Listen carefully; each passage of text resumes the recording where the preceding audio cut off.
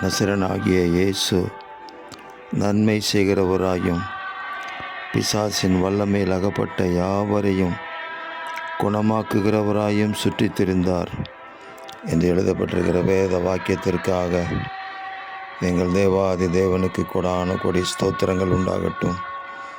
2000 ஆண்டுகளுக்கு முன்பாக இந்த பூமிக்கு வந்த தேவகுமாரனாகிய இயேசுவே, நீர் நன்மை செய்தீர்.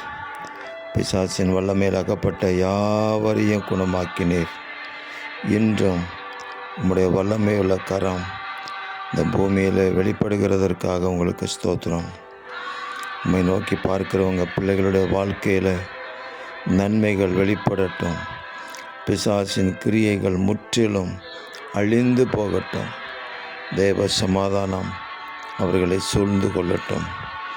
தேவரீர் உங்கள் வல்லமை உங்கள் பிள்ளைகளை நிரப்பட்டும்.